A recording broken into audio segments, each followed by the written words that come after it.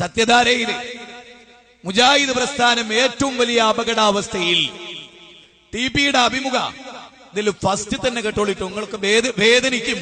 ഇങ്ങനെയുള്ള ആളുകളെയാണല്ലോ നമുക്ക് ലീഡർമാരായി കിട്ടിയെന്ന് നിങ്ങൾ ശരിക്കും ഞാൻ പറഞ്ഞല്ലോ നേരത്തെ, ഇതാ ശരിക്കും അത് ബോധ്യപ്പെട്ടോളൂ. അങ്ങനെയാണെങ്കിൽ ഒന്നാമത്തെ ചോദ്യം തന്നെയാണ് ടിപിനോട്. അങ്ങനെയാണെങ്കിൽ 2007 ഇങ്ങനെ ജിന്നിനോട് സഹായാർത്ഥന നടത്തുന്നത് ശിർക്കല്ലെന്ന വാദം പ്രസ്ഥാനത്തിനകത്തു നിന്ന് പുറത്തേക്ക് വരുന്നത്. ഈ വാദം ശിർക്കാണെന്ന് അന്നു തന്നെ മടവൂർ വിഭാഗം ആരോപിച്ചിരുന്നു. അപ്പോഴൊക്കെ അത് ശിർക്കല്ലെന്ന് അള്ളാഹു നൽകിയ കൈവിൽ നിന്ന് ചോദിക്കുന്ന കേവല സഹായാർത്ഥന മാത്രമാണെന്നും പറഞ്ഞ് ഔദ്യോഗിക KNM അതിനെ ന്യായീകരിക്കുകയും ലേഖനങ്ങളുടെയും പ്രസംഗങ്ങളുടെയും ആ നിലക്ക് വിശദീകരിക്കുകയുമായിരുന്നു. ഇങ്ങനെ 5 വർഷത്തോളം ന്യായീകരിച്ചു നടന്ന വിഷയം പിന്നീട് ശിർക്കാണെന്ന് പറയുന്നതിൽ വൈരുദ്ധ്യമില്ലേ? ശിർക്ക് തിരിച്ചറിയാൻ എന്തുകൊണ്ടാണ് മുജാഹിദ് പ്രസ്ഥാനം ഇത്ര വൈകിയത്? ചോദ്യങ്ങൾക്ക് ക്ലിയർ ആയല്ലോ. അതായത് 2007 ഇസ്ലാഹിൽ വന്നത് ശിർക്കാണ് എന്ന് മടവൂരികൾ ആ കാലത്തെ പറഞ്ഞപ്പോ അത് ശിർക്കല്ലാന്ന് KNM, കേരള നദുവത്തുൽ മുജാഹിദീൻ, അല്ലാതെ നിങ്ങളെപ്പോഴത്തെ KNM അല്ല. നിങ്ങൾ ആലോചിച്ചോ, ടിപിയുടെ മറുപടി നിങ്ങൾ ശ്രദ്ധിച്ചിട്ട് നിങ്ങൾ ആദ്യം ചിന്തിക്കേണ്ട അറിയും, ടിപി കൊടുക്കേണ്ട മറുപടി എന്ത് നിങ്ങൾ ഇപ്പൊ കേട്ടിട്ടില്ല. പക്ഷെ അത് വായിക്കുന്നതിന് മുമ്പ് ഞാനൊരു ആമുഖം പറയാം. ടിപിയുടെ മറുപടിയിൽ ഇസ്ലാം ഉണ്ടോ നിങ്ങൾ ആദ്യം പരിശോധിക്കണം. പ്രവാചക മാതൃകയുണ്ടോ? നമ്മളെ പറ്റി പറയുന്നത് എന്താ? അന്ധവിശ്വാസത്തിലേക്ക് പോയി, പ്രവാചകന്റെ സുന്നത്തുനിന്ന് പോയി. ആരാ സുന്നത്തുനിന്ന് വിളിക്ക് പോകുന്നത് എന്ന് ഞാൻ ടിപി പറഞ്ഞ വാക്കെന്നാ പറയുന്നത്, ഞങ്ങൾ പറഞ്ഞിട്ടല്ല. ഇത് 100 കണക്കിന് കോപ്പി ആളുകളെ കൈ കിട്ടിയാണല്ലോ. ഇനി ഇതിനെ നിഷേധിക്കാൻ കഴിയില്ലല്ലോ. നല്ല ഉഷാറ് ഫോട്ടോ അടക്കം കൊടുത്തിട്ടുണ്ടല്ലോ, എല്ലാം മൊഞ്ചില്. നിങ്ങൾ ആലോചിച്ചു നോക്കേ. ഇതാ കേട്ടോളൂ, നിങ്ങൾ ടിപി പറയാൻ. ഈ ചോദ്യം ഏതായാലും എനിക്ക് ബാധകല്ല. നിങ്ങൾ ആലോചിക്കുന്ന ഒരു നേതാവ് കൈ കഴുകുകയാണ്, എല്ലാ അനുയായികളെയും വേറെ. മൂപ്പരെപ്പോഴും അങ്ങനെയാണ്, അനുയായികളോട് വെറുപ്പുള്ള ഒരു നേതാവാണ്. അതാണ് അയാളുടെ ഒരു പ്രത്യേകത.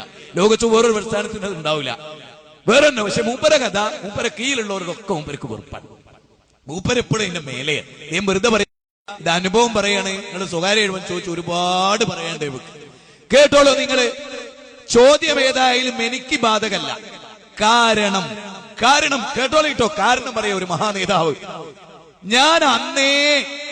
ഞാനൊക്കെ അന്ന് തന്നെ അത് ശിർക്കാണെന്ന് പറഞ്ഞതാണ്. എന്നാൽ ഒരു പ്രസ്ഥാനമാകുമ്പോൾ അതിനകത്ത് പുതിയൊരു വാദം ഉദിച്ചുയരുന്ന ഘട്ടത്തിൽ സംവാദങ്ങളും ചർച്ചകളും ഒക്കെ ഉണ്ടാകും. നമ്മുടെ ഇടയിൽ ഒരാൾക്ക് വ്യതിയാനം സംഭവിക്കുകയും അയാളിൽ നിന്ന് പുതിയ വാദങ്ങൾ ഉയർത്തുകയും ചെയ്താൽ ആദ്യഘട്ടത്തിൽ തന്നെ അതിനെ പരസ്യമായി നേരിടാൻ സാധിക്കണമെന്നില്ല. നോക്കണേ, ഒരു നേതാവ് പറയാൻ ഏത് കാര്യത്തില് 5 കൊല്ലം മുമ്പേ ടിപിക്ക് അറിയായിരുന്നത്രേ. 6 കൊല്ലായി.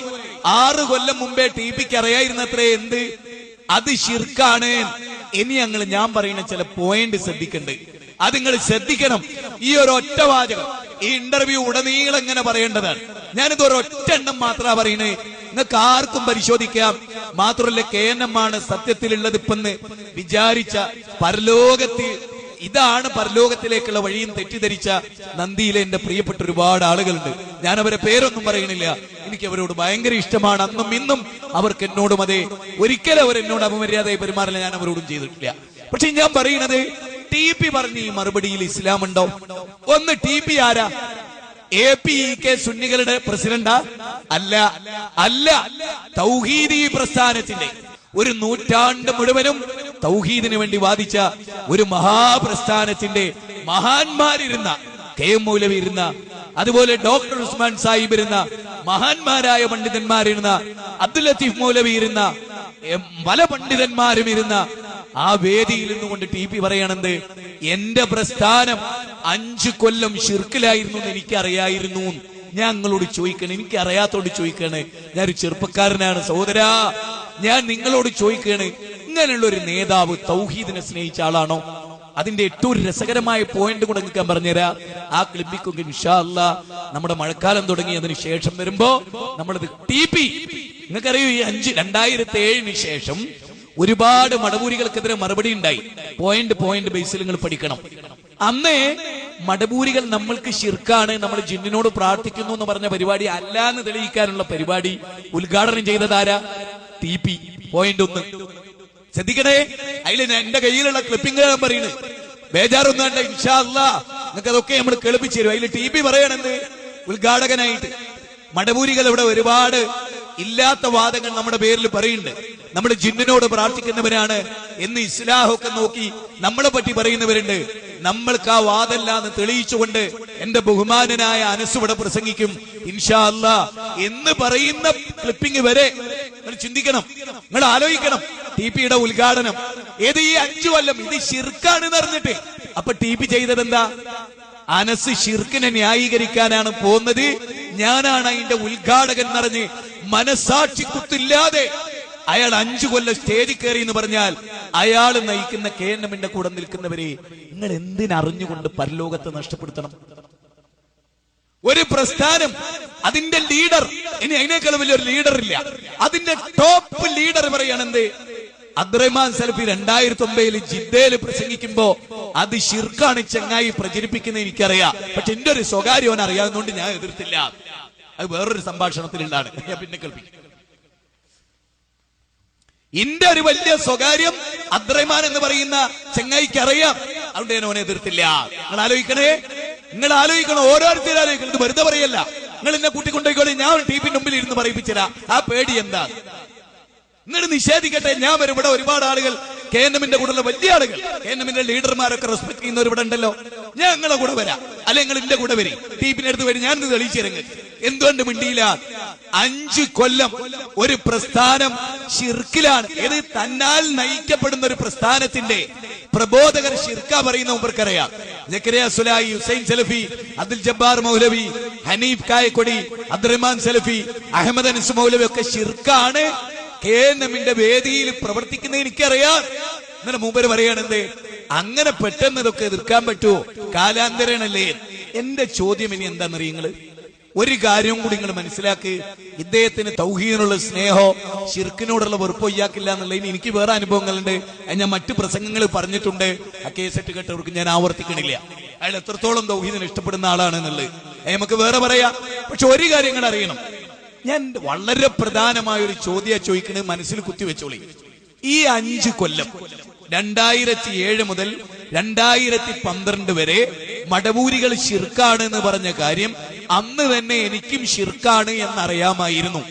എന്നിട്ട് ആ ശിർക്ക് പ്രബോധനം ചെയ്യുന്ന KJയുടെ വേദിയിൽ അദ്ദേഹം അധ്യക്ഷനായി, KNMന്റെ വേദിയിൽ അദ്ദേഹം പ്രഭാഷകനായി, ഉദ്ഘാടകനായി. എന്നിട്ട് അദ്ദേഹം ഇറങ്ങി കാറിൽ കയറുമ്പോ അയാൾക്കറിയെന്ത്?